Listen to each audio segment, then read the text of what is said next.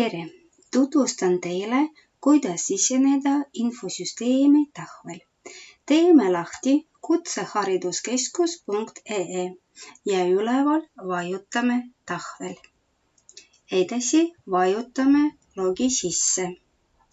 Süsteem pakub mitu varianti: Harid, ID-kaart, mobiil-ID või Smart-ID.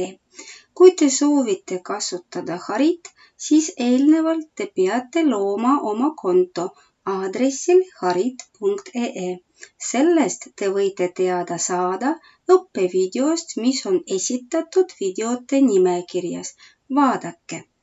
Kui te soovite kasutada ID-kaart, siis eelnevalt te peate aadressil id.ee programmi laadima ja käivitama ja alles siis te saate logida sisse kasutades ID-kaarti.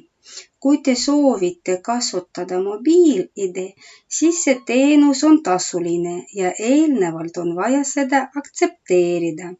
Mina kasutan sisse logimiseks Tara Smart-ID.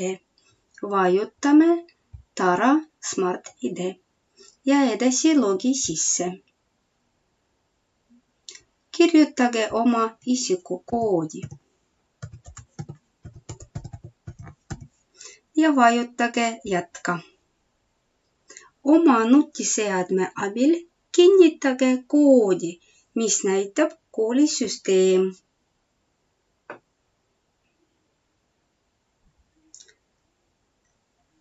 Ja nii me siseneme tahvli infosüsteemi. Tänan tähelepanu eest!